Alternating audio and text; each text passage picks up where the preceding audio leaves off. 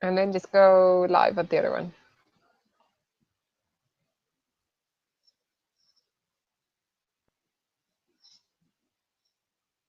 You disappeared, Mariette.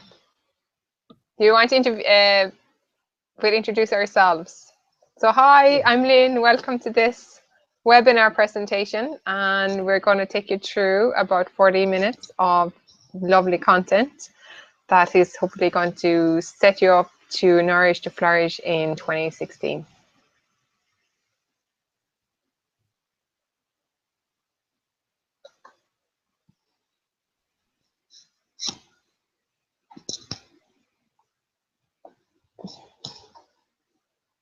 Okay, Lynn, Mm-hmm.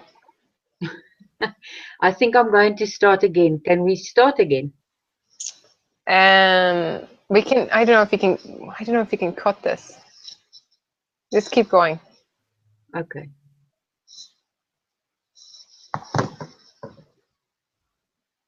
Are you seeing the slides? Mm-hmm. I'm seeing the slides. Cool. So I need to, so let's continue. Yes. And what you can do is you can go to the view and just take down the toolbar. That just looks. So you go show hide, and then take away the toolbar.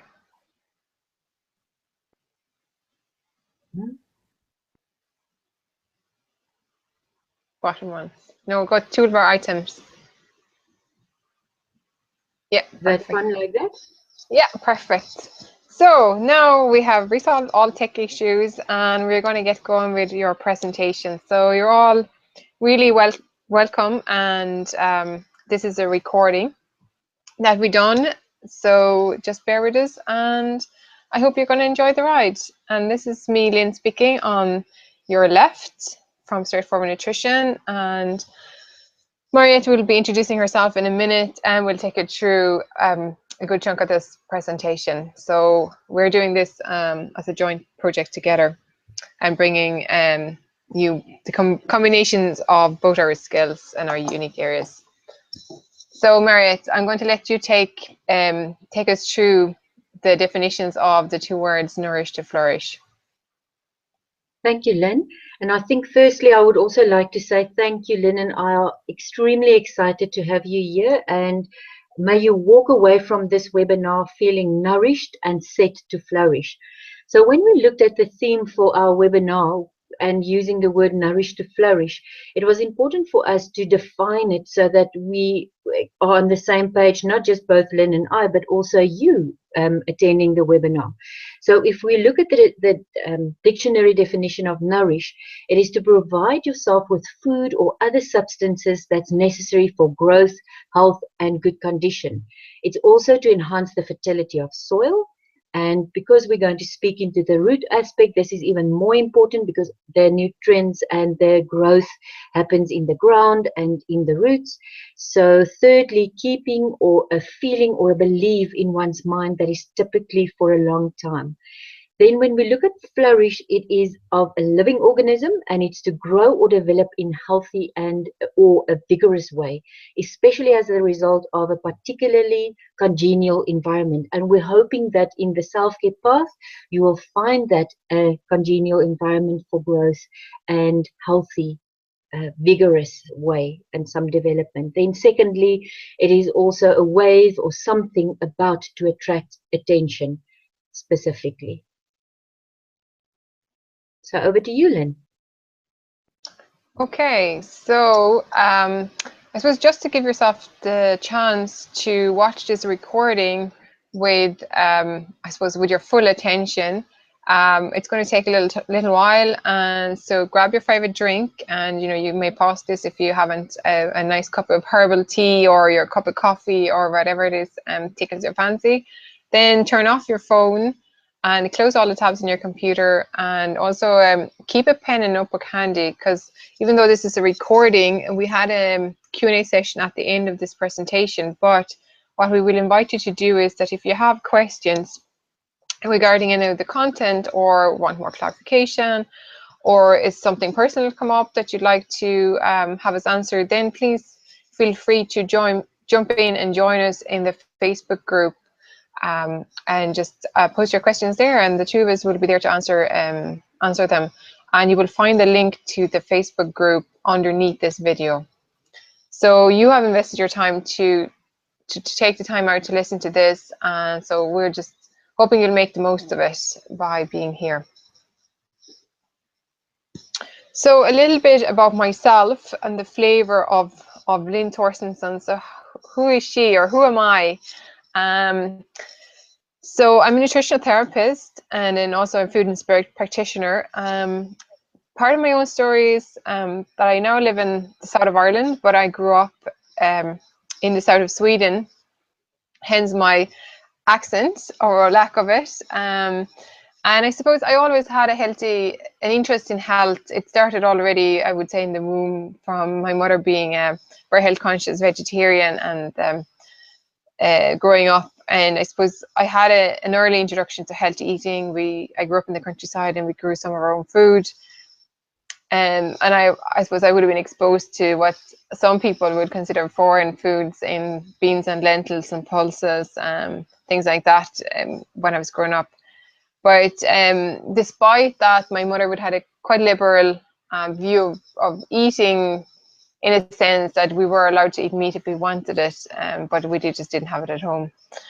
However, I also seem to have an uncontrollable sweet tooth, and when I approached my late teens, this kind of is where I fell into trouble. And as my body changed during those years, I gained weight. And I suppose I also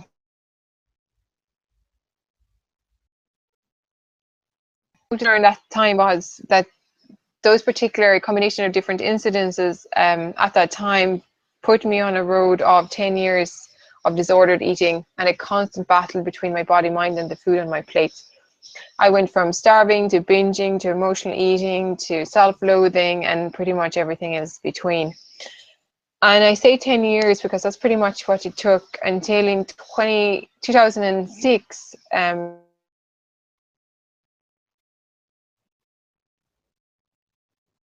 when I noticed how I'm supposed to be feeling.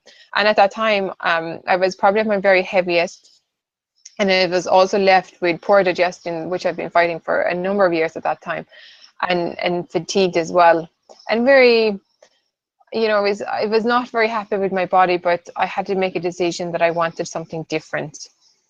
And from that path, and I suppose spending all those years elaborating with food and what to eat and what not to eat and how to feel and trying different diets, I decided it was time to learn to understand how the food that I ate actually affected my physical body. And from here on, actually, it's evolved then to going back to see how the physical food actually affects how we feel, which is really interesting. So in 2007, I started my nutritional therapy training and trained for 3 years, and it's quickly become my passion. And I've really, from then, continued to add to more tools and skills to my professional toolbox. And I have to date, gladly to say that I've helped over 100 people to change their diet and eating habits to ways that will serve their health. And I also believe that we're the sum of all the parts. So not just our bodies, and even within our bodies, we're not just an arm or a digestive system or a throat or a pain in our foot. Like, it's all connected.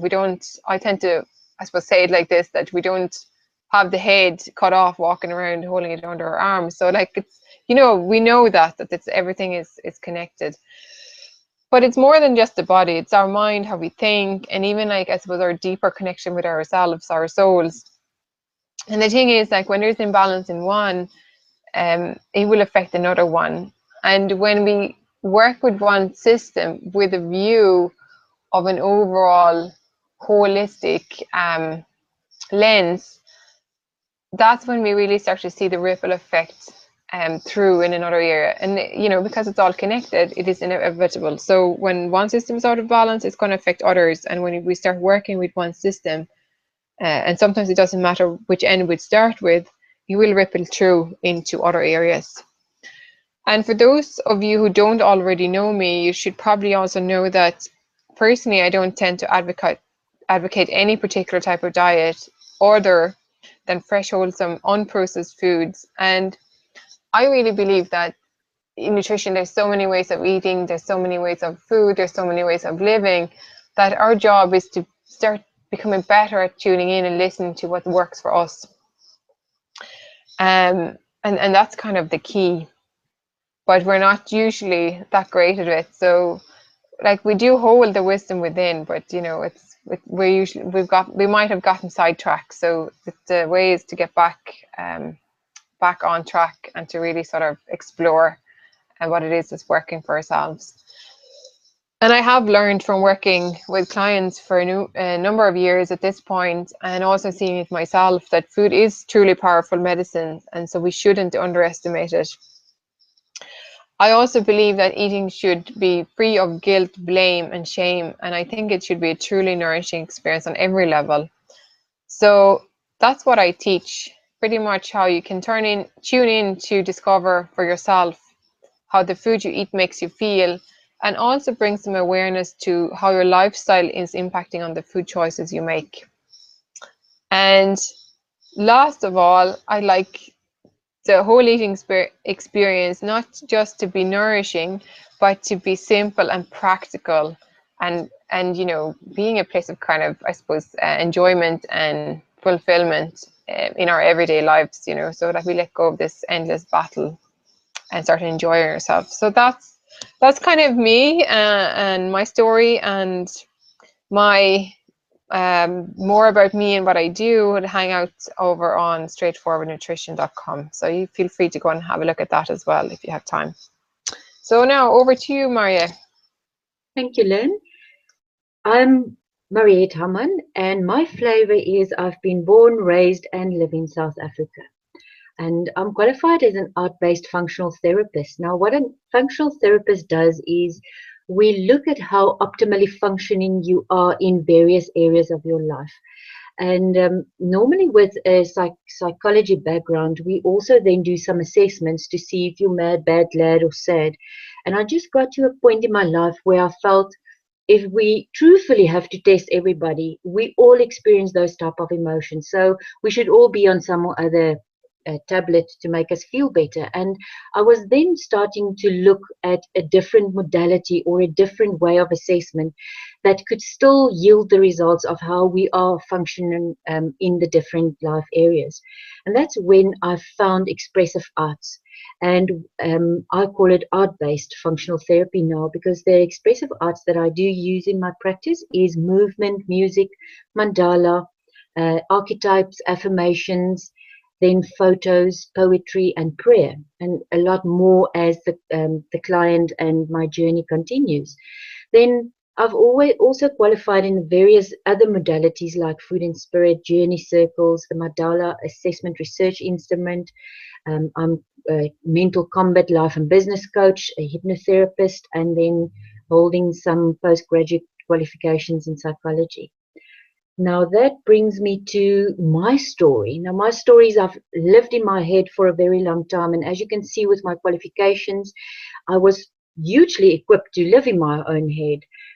And my body did give me spurts of inspiration and focus of illness that brought me temporarily back into my body and made me quite aware of my body being the vehicle for my heart, mind, and soul. So it's as if my body kept on calling me home because I didn't listen that well. And because my body felt I didn't listen that well, it was starting to throw a few temper tantrums by acting out in a skin condition. I had obesity, constipation, bad breath, infertility, endometriosis, and so forth. And it was only once I started living and being aware of this opposites that I had from being positive, negative, and being in various degrees home in my body, that I found myself aligning my body, heart, mind, and soul. And for me, it meant that I started living my life in full color. And Living Life in Full Color space in the blog, you can head over to soulcolorstudio.com, and that is my personal space where I extend love letters to myself for weekly, and you are welcome to extend that same letters to yourself as self-care. And I love working with people who are disconnected with their body by living either in the head, heart, or soul, or the opposite, people being disconnected from their heart or soul and then living purely in their body or in their mind. And it is my passion to help people like you to share your story and witness your embodiment of your heart, mind, and soul in this earthly vehicle called your body. And then exploring your range of living from positives to negatives, reclaiming your brilliance, and then lastly, to activate your crowning moments. So back to you, Lynn.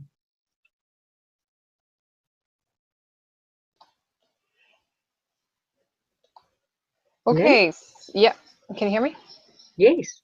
Okay, so what we base this presentation on today is the concept of food and spirit, and this is a whole self healing modality, which is a big word, that we have both trained in, which is the brainchild of Dr. Dana Minnick. And food and spirit is a way of weaving together modern medicine and ancient traditions through the 7 aspects of self. And it's from a physical point of view, it's geared around the 7 different hormone glands in our bodies. But it's also then looking at 7 aspects of ourselves. So the body, which is the root, the flow, our emotions, the fire, how I suppose our sense of power or disempowerment, or our sense of energy, the love, and then the truth and the insight and the spirit. So we have all these parts of ourselves, and they all need to be in alignment, and that's when we're going to feel at our very best. And sometimes one might be out of balance, and another one might be too much or excessive. And this is kind of, I suppose, it's becoming aware of where these hang out. And we're going to talk specifically about the root today in a different few areas, like where it fits in from a living point of view, an eating point of view, our hunger, our instincts, safety and boundaries, and the physical foods that we actually can focus on if we're feeling like we don't have, that our boundaries are out of place, or that our sense of safety is out of place, and so on. So this is kind of like our backdrop to telling you the story and the presentation today. And we will be covering all the other different aspects in future webinars, so kind of stay tuned. And yeah, so let's get going. Next one.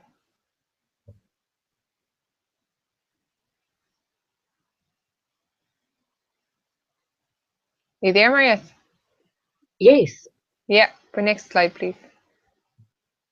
Is the slide now on your personal restaurant? No, I can't see it, no.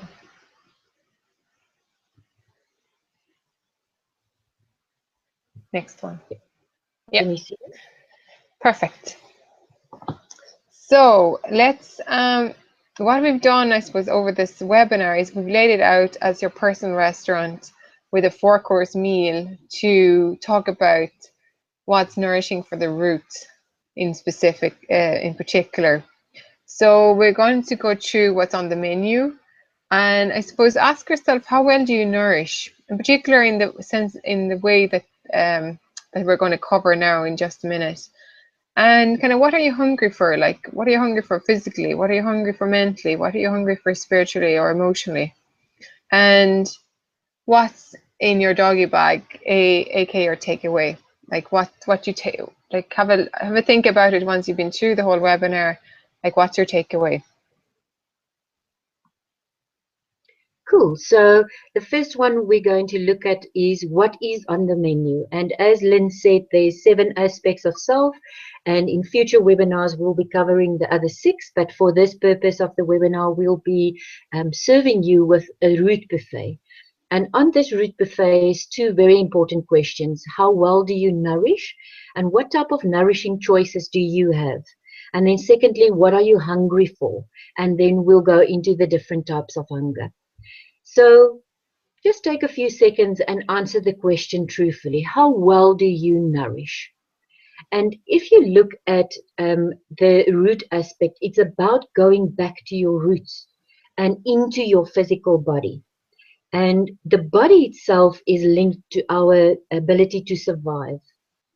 And the body is the only physical certainty in our lives from birth right through to death. It is the foundation upon which everything else begins and it ends. And it is, our body is the home of our heart, mind, and soul. And it begins with awareness, the awareness of our connection to the earth and how well grounded we are in our living this life. So when we start paying attention to how we feel about our body, it's also about how we feel inside our body. So do you feel awake and alive in your body and about your body? Or do you feel sluggish and heavy? Now, if you start paying attention and become aware, our body is a great source of information. And this is when we actually do return home to our body. And how we return home to our body is being aware and actually listening to the signs and the messages that the body gives. And so how well is your body nourished and taken care of at this current moment? The second nourishing choice that you do have is going back to your early development, because this is where your instinct comes from, your instinctive ability to tune into your physical needs. And the development of how you inhabit your body occurs throughout life, but mainly in that first year of since your birth. And your birth was your physical entry into this life as well as into your body. Now, for instance, if you had a traumatic birth experience, it disconnects your innate connection to your body. So you will instinctively not trust your body's signals and your body's needs. Like it could have been that you've been put into an incubator or whisked away to be placed into a nursery. So the invitation will be, if your mom or dad are still alive, just go and have, and Christmas is an ideal time to connect with your community and your family again, and ask them, how was your birth experience? Was it traumatic? Was it a good experience? And so forth. So for the newborn, it is about the instinct of survival. So being hungry and being fed. When you are cold, having a warm blanket wrapped around you and being comfortable.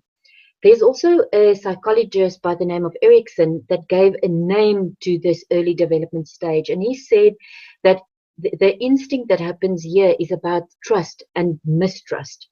So if in this root development stage, you learned in this world that you have a body that is well fed, well loved, well cared for, and that is pleasant for you to live in your body. That taught you the instinct of trust. And it gave you a basis for the ability to manifest later in life.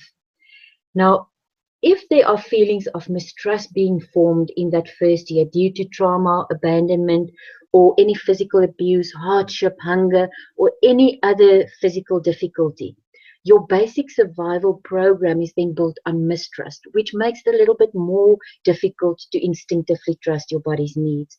Now, this brain and trauma then taught you to override your body's needs and to ignore our body and its basic needs. It's like making us pull up out of this ground upward into our body and into our heads, because there it makes a lot more less painful and traumatic sense. And if you think about it, when we do have to pull a plant up from its roots, it doesn't encourage it to grow. And instinctively, you will know if you want to nourish a plant, you will not pull its roots from the ground unless it is a weed that you actually want to die. So when we look at the third nourishing choice, it is about boundaries and what type of structure do you have in place in your life. And if we quickly look at boundaries, firstly, we have our physical boundary, which relates to our skin, and the skin keeps disease out as well as protect our inside from, for healthy reasons. The physical boundary is also the space or the distance that we put between ourselves and other people, and it is who we allow close to us in how they touch us and in what way they touch us. Then secondly, we have emotional boundaries, and the emotional boundaries is about how we communicate, share, and the feedback that we get from other people. And this emotional boundary is important to create warmth, intimacy, and connection, firstly with our own bodily experience, but then also with our family and our community. And boundaries, both physically and emotionally, is extremely important because it is a representation of where we stop and someone or something else begins. The fourth nourishing choice that you do have is about your home and your finance. Now, keeping your home clean and uncluttered and nurturing will assist you in creating a safe environment for yourself where um, your physical needs can be met. And once we enter into adulthood, the root aspect of self is concerned with basic matters such as how can I make enough money to support myself? And then financial abundance give us a sense of self-assurance that our needs will be met, making us feel safe, grounded, and centered. And the opposite is obviously true. If you have a lack of financial security, you will not have that assurance that your needs will be met, and you will feel less safe, less grounded, and less centered. Then when we look at the last nourishing choice that you do have, it is about grounding. Now, grounding represents how you step into this world and step onto your feet. And it says a lot about your connection to this earthly life, as well as your alignment with your heart, body, mind, and soul. And a question that I would like to ask, do you uproot often? And that could be symbolically in your home environment, it could be in your work environment. And if you do move from place to place, or one place where you take care of your physical needs, and often being grounded is what makes it possible to take a dream from just the seed of an idea into and nurturing it into a flowered finished product. And the ground is where we plant, obviously, our roots, and this is where we find our nutrients, stability, and so forth. And our feet is the body tool that connects us to this earth, and it brings us to the present moment, into our lives, and into this world. So before we start here,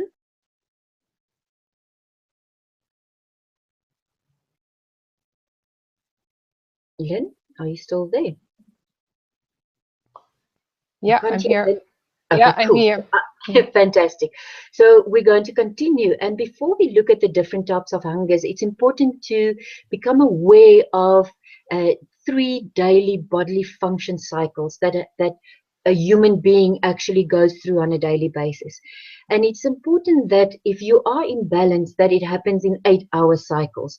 So the first cycle, we look at the elimination cycle, and that is when your body needs water.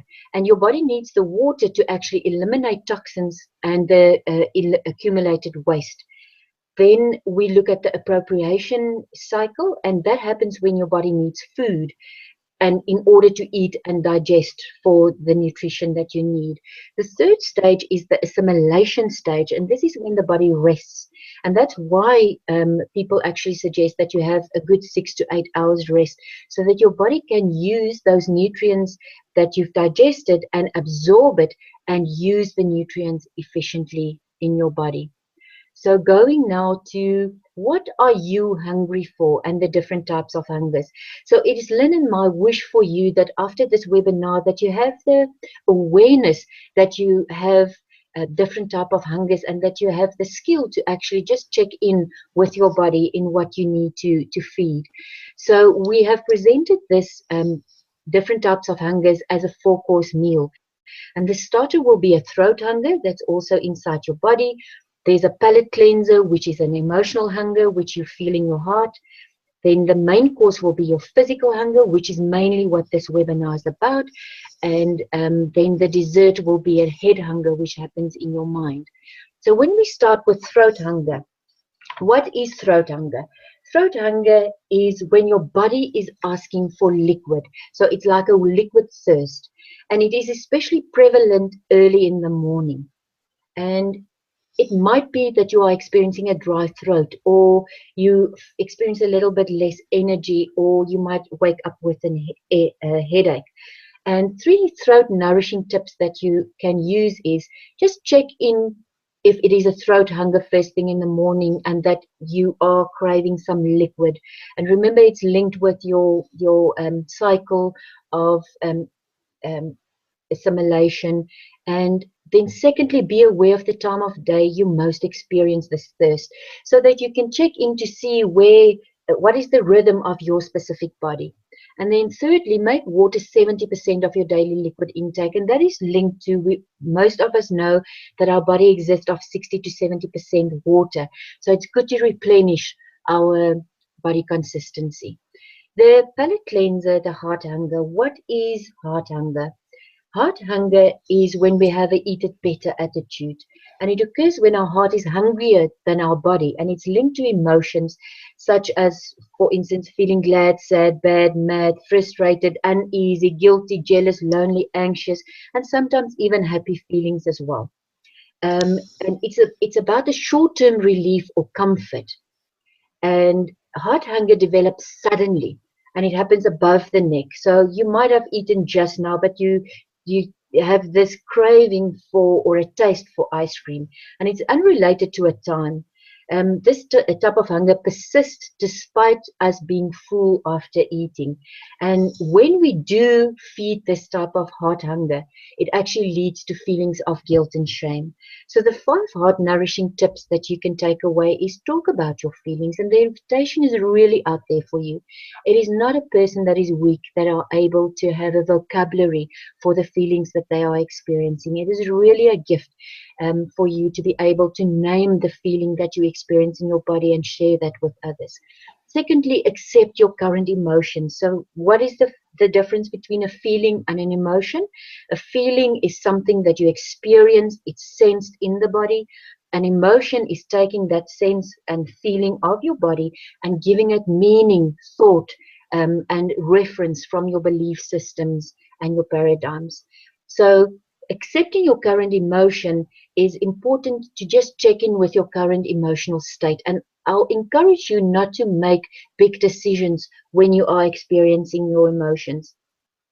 And as an example, when I'm very excited and overjoyed, I tend to go and spend, and then I don't have a budget for it. So um, ideally, I just check in, and if I see that I'm overjoyful, I just gather my senses and ask myself again, would I have made these choices if I am not overly emotional at the moment? Then thirdly, give yourself permission to start over. So in kindness and with grace, if you have fed your heart hunger, give yourself permission to forgive yourself and say, I do have awareness now that I clearly have something that my heart is craving, but I can start over, and let me check in what it is actually that I'm needing. So firstly, move around and release. And it's a well-known fact that if we start moving our body and feeling the rhythm, that we actually connect much greater with our body. And the movement and the rhythm that we look at in the root aspect of self will be the grounding rhythm. And there's an activity in the playbook that you can download after the webinar that you are welcome to do, and just check in and move according to your roots and your groundedness in your body. And then release all these feelings, because when we don't release them, obviously we are stuck with feelings and emotions that we carry with us. Then fifth, this one seems quite obvious, to treat yourself to what makes you feel good, but it's so much easier to feed a heart hunger when it is done with something different than with physical food. So find out what it is that you enjoy doing and what makes you feel good. It might be visiting friends, it might be going to the movies, it might be reading a beautiful book or listening to fantastic music. Just check in with that. Then we get to body hunger. What is body hunger? It's your body's voice And it occurs when your body sends you unique hunger and fullness messages. And it's linked to either like a growling tummy, or it might feel like butterflies to you. You might feel lightheaded or lack of energy. And this specific hunger, your body hunger or tummy hunger, builds up gradually. And it strikes below the neck. Like I said, it could be like a tummy that's growling. And it occurs several hours only after a meal. And your body hunger goes away when you are actually full. So the 5 body nourishment tips will be: check in for body hunger signals. So attune, because it is quite unique. People's hunger and fullness messages differ, but check into your own body to see what those signals are. Then secondly, know your body function cycle. Are you either thirsty? Do you need rest? Or do you need food? Thirdly, spend some time walking barefoot in nature. Remember, your feet is your body tool to this earth, grounding you into your boundaries, your structures, your system, and your instinct. And then fourthly, eat foods that nourishes your whole body. And Lynn will go a little bit further into that just now.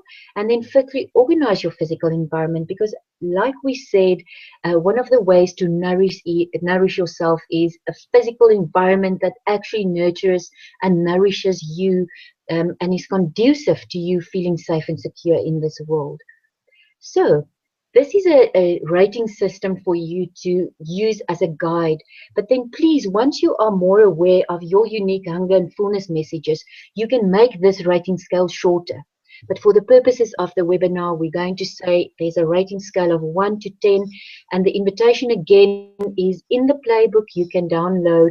There, at the back, there is a sheet for a whole 5 days that you can actually rate your own body hunger to become aware of your signals. The first one is I'm ravenous and even sawdust will look edible. Say, number 2 is I need food now, right now. 3, I'm hungry, I'd like to eat, and this is the time to be eating rather than waiting. 4, I feel peckish and I could nibble. A 5 is I feel satisfied, and this is the optimal time to actually stop eating. 6, if I eat any more, I'm going to have overeaten, and this is definitely the time to stop eating. 7, I've overeaten. 8, my stomach is uncomfortable. 9, I feel horrible. 10, I'm bursting balloon full. And guys, in and during the Christmas times when we're on community, we tend to actually be bursting balloon full.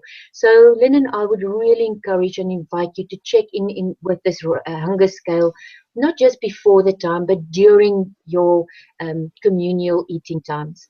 So here's a tip for you. A number 1 to a 4 is the only times when you're actually making choices for physical hunger.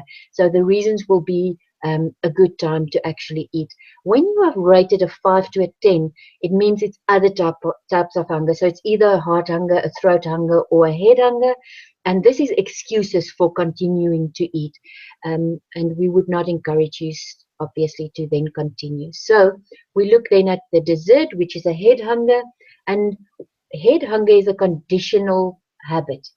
And this occurs when certain triggers in our environment and a memory stimulate our hunger. And it's linked to, for instance, eating scripts. And as an example for breakfast is I open my newspaper, I then refill my breakfast bowl, and then I eat until I'm finished with my paper. Head hunger can also be linked to anticipated hunger, like eating at 1 o'clock, and now it's lunchtime. So whether you're physically hungry or not, you're going to eat because it's lunchtime.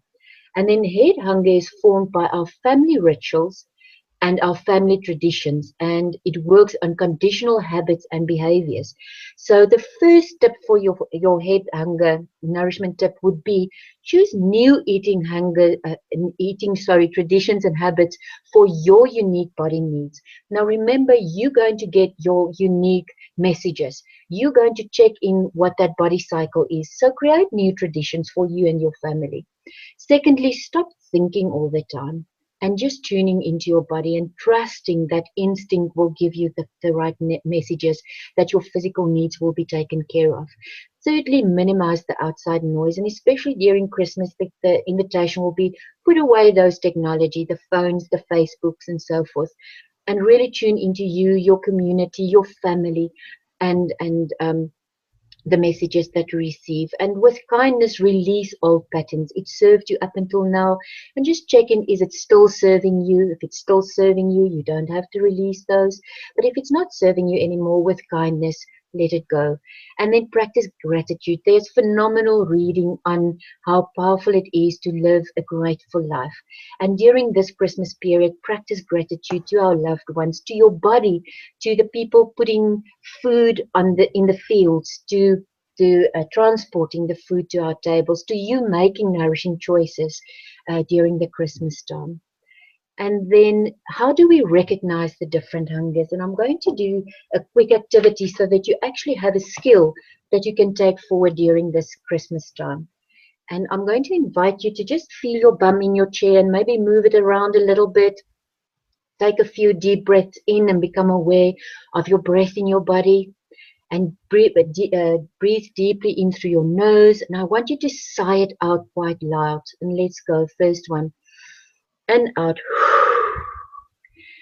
We can do another one in and out.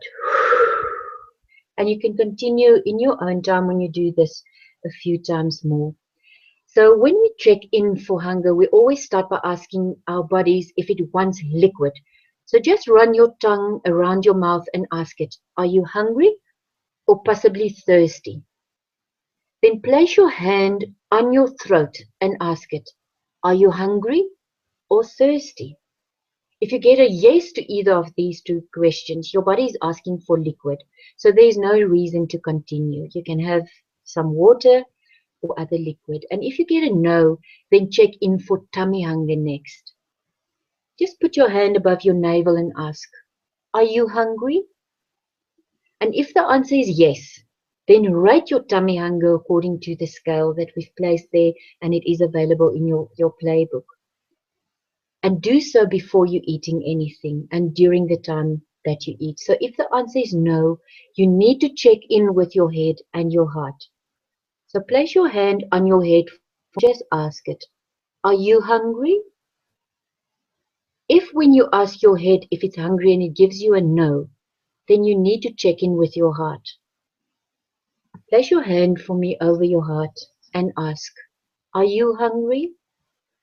And if you get a yes, with kindness journal and ask your heart, what is it hungry for? Because instinctively it will give you the truth in what you really have to feed your heart instead of food. And over to you, Lynn. Okay, so the big one, of course, is always the main course, and today's main course is all about body hunger.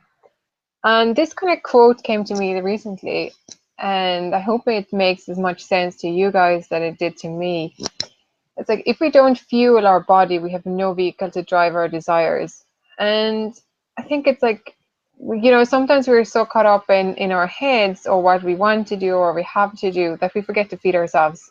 Well, I do this all the time, but again, like the physical body is the vehicle to drive everything else. So my question is, or my invitation to you is to think about how you can take care of yourself and nourish your body in the best way possibly during the holiday season, because this is what we're coming up to now.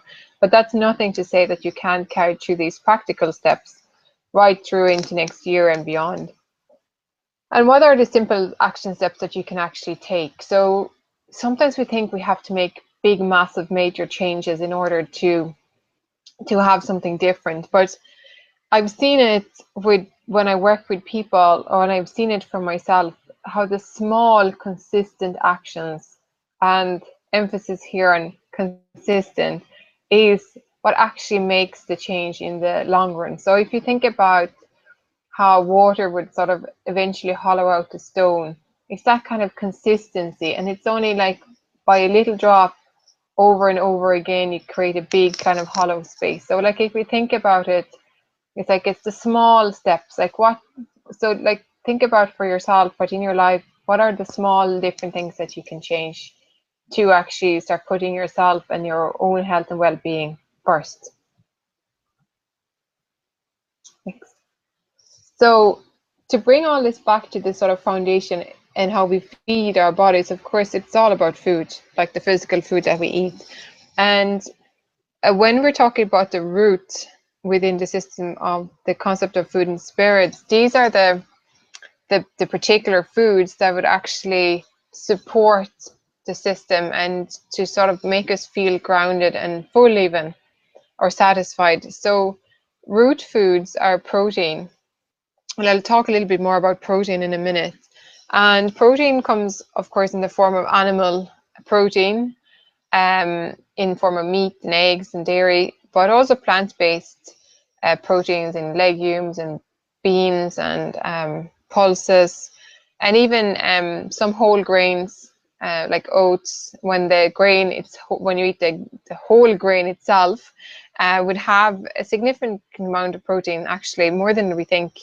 It could be 10, 12, 15, 18% actually. Could you just please go back to the slide before? Yeah.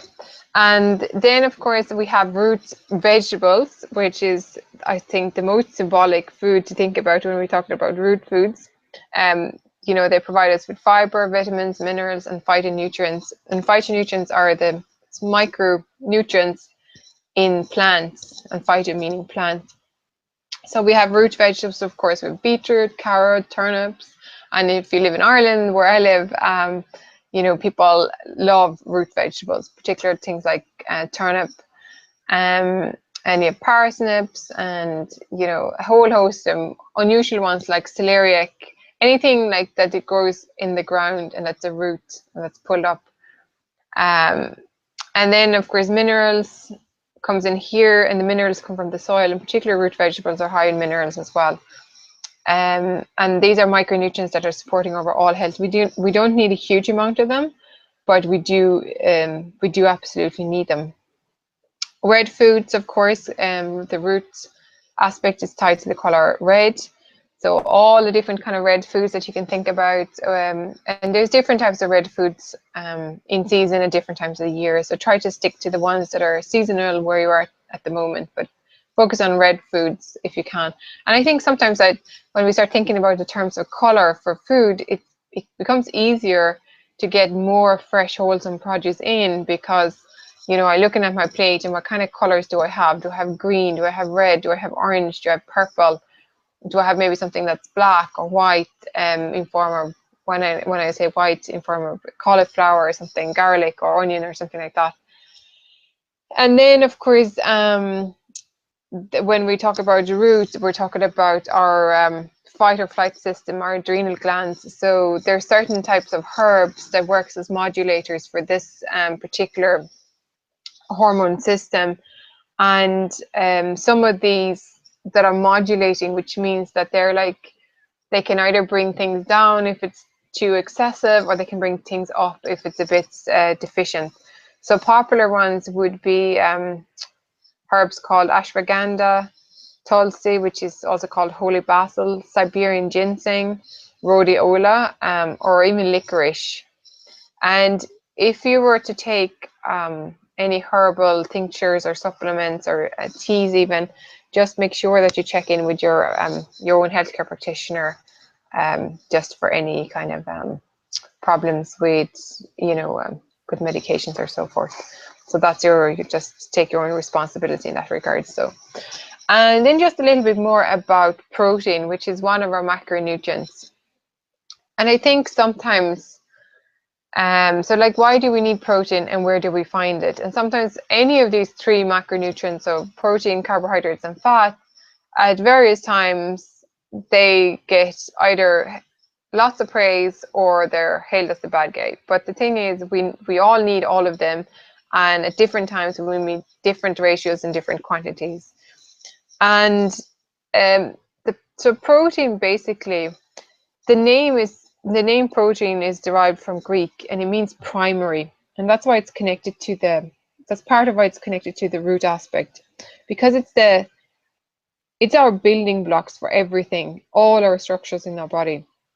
And it's actually, after water, the most plentiful component that we have, that our body's made up of. And I think when I hear the word protein, the first image that pops into my mind is, you know, a piece of meat, muscle and bodybuilders and six packs and huge kind of that sort of image. But the thing is, protein does a lot more than contribute a lot more than just muscle mass. It is also part function of our hormones, our enzymes, and our cells, and even our DNA is different protein strands strung together. So we absolutely need it. Every single structure in our body is made up of proteins, and our bodies break down the protein structure from the food that we eat, and then it reassembles it into new combinations of these amino acids and these kind of different and bigger protein structures as it needs it, basically. And it's an essential macronutrient because it is what allows us to grow and heal from everyday wear and tear. And one thing to note is that out of the three macronutrients, protein is the least preferred source of energy. It's the last reserve for the body to function on and to fuel on, because the primary function is to build the structures and repair structures. So it's a very inefficient source of energy, and the body would much prefer carbohydrates and fat. But if there isn't enough carbohydrates and fats to run our body, and it would start using muscle and proteins to run more vital organs like our hearts and our brains. And sometimes what can be seen, and I've seen this from in my clinical practice, is that if someone is on a long-term very restricted calorie diet where we don't even eat enough to fuel our basic needs that the body needs just to run all the vital organs, is that we'd actually start losing muscle mass then, which further then contributes to what's called the basic metabolic rate, which is something that is it's when our body it's basically the bottom line energy that we need to eat just to function. Basically, it's what we need, even that we use when we're sleeping. So it is a really important macronutrient, but we need enough, but we don't need a huge amount. Okay, so next slide, please. So, of course, I mentioned red foods before, and just check in to see with yourself what kind of red foods are you currently eating. So depending on where you're living, here in the Northern Hemispheres, pomegranates are out in the shops now, cranberries are there. Of course, we might have fresh tomatoes, but we could have tin tomatoes. Berries are mostly frozen, but if you're living in the Southern Hemisphere, you know, they might be the height of the berry season. So strawberries, red currants, cherries that are red, raspberries, and anything that you can kind of think of. And try to include some red foods every day if you can. So then it comes to talking more about hunger and what Marriott was talking about, body hunger. So when we're talking about physical hunger, it's a primal instinct, and it's actually complete necessity for survival. It's our body's way of telling us that our brain is running out of fuel, and that we have to eat, because otherwise, basically, we're not going to survive. And the thing here is that, and the reason I put the affirmation here, I trust my eating instinct, is that if we spent a long time overriding our physical hunger instinct, and it's regulated by a very delicate kind of feedback mechanism with a few different types of hormones. But the thing is, it's very delicate, and it can very easily be overridden by our intellect, our emotions, and our thinking.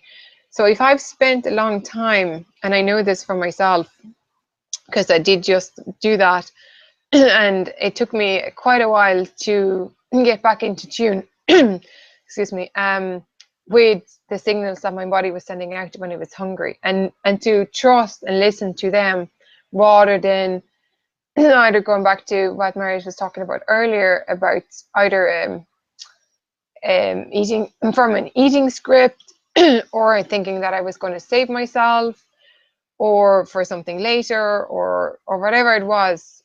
But really kind of getting back to this and using the hunger scales that we mentioned earlier, it's a really good way to bring awareness back to this. And I would say don't despair, because it will take a while actually to become in tune with what it feels like in your body when you're hungry, and to trust to act on that if you've spent a long time kind of following different plans or kind of different sort of diets, or eating for other reasons than being physically hungry. Like there is these people who just eat, and if once they're satisfied, they leave the food on the plate regardless. But if we're not used to that, it will take a while to get back into swing again. But it's very important, and I think if you can practice this over the Christmas period, this is going to be your number one tool where you don't have to jump on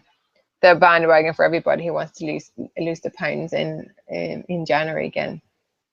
So the question to ask yourself when you're trying to recognize your body hunger is, what does it feel like? And this, I think, it's to take the time and using the hunger scales to become aware and sort of put a number on it or put a feeling on it. Do I notice it in my stomach? Do I notice it in my head?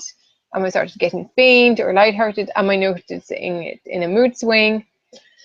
And like I said before, if you can distinguish this from any other cravings, or any other type of hungers that Mary was talking about earlier, then you're really well aware of, I suppose, stopping any overeating patterns. And even kind of, it will help you then to become in tune, and so that you don't end up with the sort of rating of 10 where we're uncomfortably full and bloated.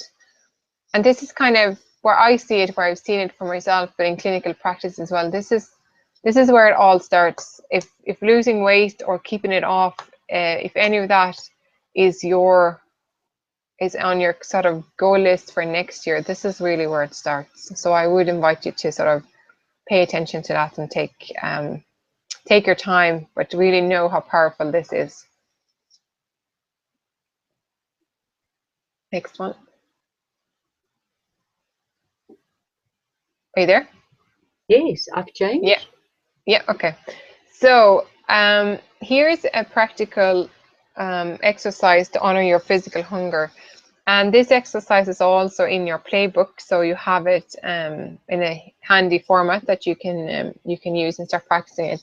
So, like I said before, the key is to actually as soon as you notice a desire to eat, and this is the opportunity to pause and take a couple of deep breaths and check in with yourself if it is physical hunger you're experiencing, or if it's an emotional craving, or if it's a kind of a head hunger or heart hunger. So it has nothing to do with fuel. But the thing is that if it turns out that you are truly hungry, then give your permission to eat there and then. Because like I said before, your body needs the fuel to keep you alive. And if you don't nourish your body, you don't have that vehicle to drive your desires. So just do bear that in mind. And when we also talk about nourishing our root, other kind of ways of eating would be to share a meal with others, taking the time to eat with our bare hands sometimes, just to kind of physically connect to the food, and just, kind of get messy and enjoy it, and or eating outside in nature. And obviously depends on the time of the year or the weather conditions and stuff, but I can even remember from as a child how much better the food always tasted when we were eating out on a picnic. And these are ways of just kind of, I suppose, if we tend to live a lot in our heads, these are ways of bringing physical connection back into our bodies. So my 5 body nourishment tips, from a physical kind of nourishing your body sense way. So the first one, and this is kind of things that you can carry with you throughout the holiday season and even beyond. These are very simple kind of exercises. So always focus on filling your half your plate with a variety of colorful vegetables. And you know what? It really is that easy. Like whether you're trying to reduce the calorie intake, or you're trying to focus on eating more fiber, or getting a bigger variety of food, it all starts here. Like you really have to, and if you're not a big fan of vegetables, just make peace with them because they're your best pals. Okay, and then number 2, so particularly this time of the year when there might be more going out, there might be more eating away from home, and you might feel like you have less control of your options. The thing is to, I suppose, one of the ways would be, if you're unsure when you're going out how healthy the options are going to be, is to make sure that you've eaten enough and that you don't arrive there ravenous. And then just make the best of what you can and make sure that you enjoy that. And then when you return, then you make your next meal the healthier one, or a different one, rather than carry on and thinking, oh God, I blew it, I might as well kind of carry on. So, it's not the end of the world if we don't eat 100% clean all the time. It's important then to, if you're eating out with friends, enjoy the company, enjoy the atmosphere, enjoy where you're there, rather than worrying about the consequences of the food that you're eating. And number 3 then is go easy on the alcohol. So trying to alternate every second drink with plain water. And I think sometimes, when we're under the influence of a few drinks, our food choices might be less good. Well, I suppose we have less control of choosing, and we care less. So, but alcohol is also hard on our livers. So bringing some water in would help with the detoxification process, and alcohol is dehydrating, so this is usually where we end up with a headache the following day. So an easy one is to basically make every second one water, give your liver a break and your head, and if you're paying for the drinks, your wallet will thank you as well. So number 4 then kind of goes back to number 2 in a sense, that when we're eating out or it's Christmas and there might be lots of different food choices and things that you wouldn't necessarily eat, it's to kind of, I suppose, not give ourselves permission to taste what it is we really want, and not to deprive ourselves, because I think sometimes when we say we can't have something, we want it more. And focus goes where attention goes. So it's I think sometimes what we're looking for is just the actual flavor of something. It's not the whole meal, or it's not necessarily the whole dessert. It's just the flavor of something. And I think when we allow ourselves to do that, we actually, it might feel counterintuitive, but when we give ourselves permission and allow ourselves to have what it is we truly want, then we don't have to then we have more control. So that means that you go straight for what it is you really want first, rather than sort of say, oh, I'll have this, because then you might end up eating a whole heap of substitute foods before you eventually cave in anyway and have what you wanted in the first place. And my last kind of nourishment tip is to go back to what we've spoken about right through this webinar, is to check in to see if you're hungry or not. And when you reach for food, to ask yourself, why do I want it? Is it a head hunger? Is it a heart hunger? Is it a physical hunger? Is it an emotional hunger? What is it? Why do I want it? And when it is physical hunger, then make sure you nourish yourself and your body with that. And I'm sure there will be ample of opportunities to ask yourself that question over the Christmas period.